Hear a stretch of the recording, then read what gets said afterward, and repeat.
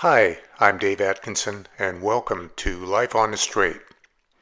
This is the fifth installment of the Great Adventure series, and I'll be going through my 3-volume book, The Yonder Years, 2 people, 2 motorhomes, and 2 years of travel, discovery, and adventure, a little at a time. It is all about our new car that we plan to flat tow behind us on our adventure. If you know nothing about towing a car, you'll have it down after this segment. Thank you for following Life on the Straight. If you enjoy this content, please subscribe to this channel, which is free. And now, on to the Yonder Years. Once again, I did research on the internet, including downloading Motorhome Magazine's excellent and comprehensive annual towing guide, and after test driving a few suitable cars, we settled on a new 2014 Honda all-wheel drive CR-V EXL model with a built-in navigation system. And I'll say in hindsight, one of the best choices we made, even considering the GPS mapping apps in our iPhones. By the way, Honda moved the CR-V to a different type of transmission beginning with their 2015 offerings, meaning that the 2014 model year was the last CR-V that could be flat towed. Such a shame, because during our travels we'd see CR-Vs being flat towed everywhere we went. It had to be one of the most popular toads out there. No transmission modifications were required to flat tow the Honda. Only a specific routine to carry out each day before departing. Running the engine for a few minutes and moving the automatic transmission shifter between drive and neutral. The pre-departure routine was good for about 8 hours of driving, but if we ended up having a longer travel day, all we had to do was pull over at the 8-hour mark and go through the routine again, which would get us another 8 hours. The Honda manual also states not to flat tow it at speeds over 65 miles per hour.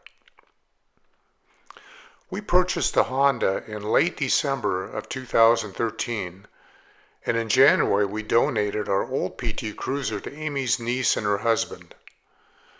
Now it was time to figure out how to connect the car to Gypsy and what type of supplemental braking system we should get for the Honda. Back to the internet to do more research. And my sister's husband also had a recommendation for the type of tow bar to buy. A company called Roadmaster ended up providing everything that we needed, and the Camping World store in Fife would install it all for us. Let's begin with a tow bar. Roadmaster had several different ones to choose from, but the top of the line model at the time was the Sterling all-terrain non-binding tow bar. The non-binding feature was well worth the extra cost. When you pull into a campground, you never know just how flat and level it would be. And when you go back to disconnect the car, it may be tilted at an angle slightly different from that of the motorhome. The Sterling tow bar is actually a forked tow bar. Once you're past where it connects to the motorhome's trailer hitch, it splits into 2 telescoping bars so it can attach below the bumper to the driver and passenger sides. There's a little lever for each of the bars that you flip up, and it relieves any tension between the coach and the car. Only then do you pull out the disconnect pins that hold each fork of the tow bar to the car's base plate. Now, Roadmaster manufactures a variety of base plates for a huge number of vehicles. And looking at their installation manual, it is a significant task for a technician to mount a base plate to a vehicle. There's plenty of disassembly of the front of the car, trimming this, drilling and bolting that, getting everything to fit. There are 2 types of base plates, direct connect and crossbar style. Now we chose the latter because it was required for another option we decided to purchase. When you arrive at a campsite and disconnect the toad, the tow bar stays connected to the coach. It is quite ingenious. You bring both forks together, and then they swivel straight up and then sideways. Looking at it from the rear of the coach, the tow bar forks look like they are at 3 o'clock. Roadmaster supplies a vinyl bag that secures over the tow bar to protect it from the elements. To protect it from a thief trying to remove it while we were gone, the portion that inserts into the coach's hitch receiver has a hole that aligns with ones in the receiver. We could have just used a special thick pin to hold it all together, but we bought a special pin at Walmart with a key locking device on the end. Without a key, you can't remove the tow bar. And we're just getting started. A little switch is installed inside the car below the dash on the left side plastic panel that turns off power going to certain fuses. The reason for that modification is that when we were ready to tow the car, we turned the key to the auxiliary position so that the steering column was unlocked, and power went to various systems. For our CRV, flipping the switch turned off the power to the radio and navigation systems as well as the center display panel. We didn't want to tow our car for 8 hours only to find the battery was dead when we arrived at the campground. Technicians made other modifications to the electrical system so that all the rear lights, and that would be the brake, the turn signal, emergency flashers, and driving, were routed to a wiring harness connection point below the front bumper. The harness also provided some electrical power from the motorhome to the car, further reducing demand on the car's battery while it was being towed. We had to drop off Gypsy at Camping World because she needed a few mods as well. We purchased a full-width rear mud flap that barely cleared the ground. If you think that would provide ample protection from rocks and dirt kicking up and damaging the Honda, think again. Roadmaster sells a rock protection system called Guardian.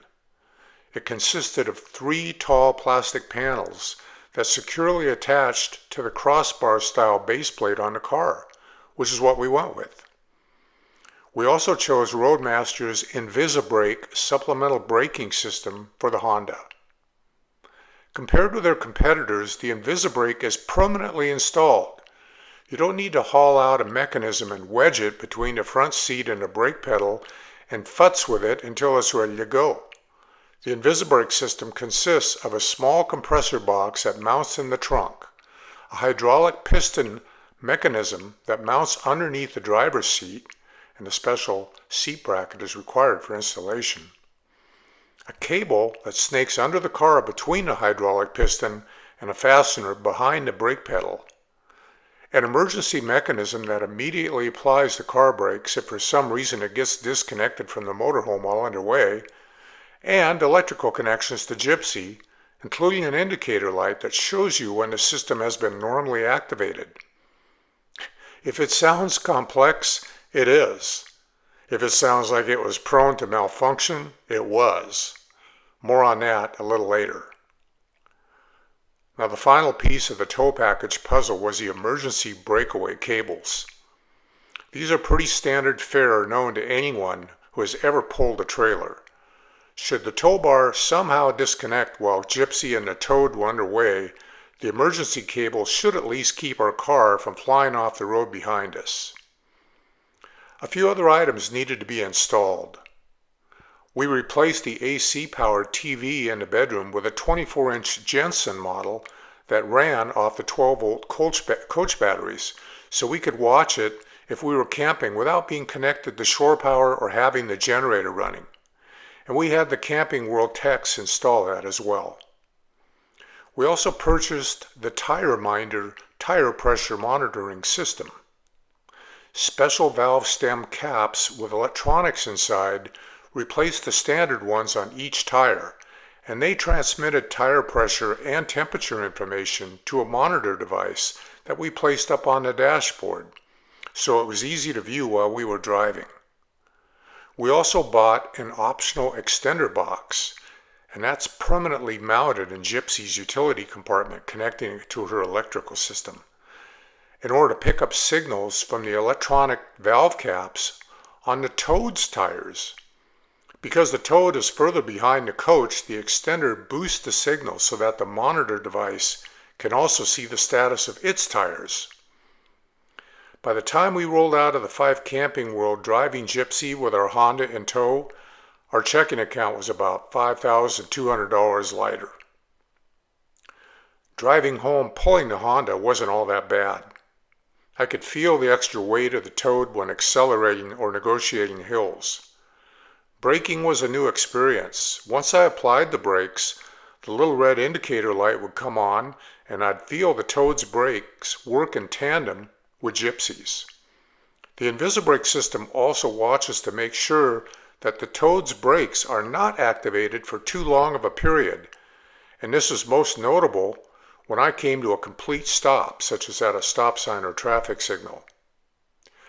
Once I stopped, Invisibrake was supposed to release the Toad's brakes after several seconds, but if it didn't, the indicator hardware in the coach started beeping. With a bit of practice, I found the best way to avoid the beeping. Brake as normal when approaching a sign or signal, and then quickly take your foot off the brake, which released the Toad's brakes. Then brake again as you come to a stop. The indicator light came on, but not for so long that it started beeping at me. On the way home from Camping World, I noticed a few times when I applied the brakes that the Toad's brakes were not activating. This little sometimes works, sometimes doesn't glitch would haunt us in the days to come. And once we arrived in Kingston, we parked on a side street to disconnect the Toad, and then I drove Gypsy and Amy drove the Honda to their respective driveways at our home. When we disconnected the Toad, there were a lot of things to remove and store. We bought a big plastic tub with a snap-on lid that fits into one of Gypsy's exterior storage lockers to hold most of the pieces. The emergency breakaway cables came off first, along with a cable that connects the Invisibrake's emergency switch to the coach. Then we unplugged the wiring harness and a separate wire that Invisibrake uses to electrically connect the Toad to the coach. Next, we removed the Guardian rock shield, stowing the 3 big plastic pieces in another of Gypsy's exterior storage lockers, and we put the 2 long steel rods, which are used to hold the 2 Guardian wing panels to the stationary center panel, plus the pins that secured them into the plastic bin. Then we released the tension in the tow bars and removed the pins that held each fork to the base plate, placing the pins into the bin. The crossbar base plate came off next. This is a long and heavy component, and we put it with the Guardian panels in the storage locker.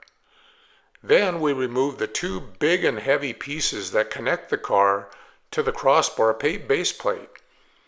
These pieces also have a security cable with a turnbuckle that loops through another bracket on the car, just in case you don't have the big piece installed all the way.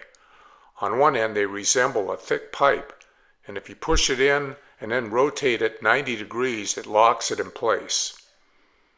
Finally, we secured the tow bar in the 3 o'clock position and placed a protective cover over it. Connecting the Toad back to Gypsy was just the reverse, except for one thing. We bought a can of silicone spray that we applied to the tow bar's telescoping forks and to all the places where the big pins held things in place. If we didn't do this, all that hardware would begin to bind and freeze up, making it difficult, if not impossible, to connect and disconnect it all.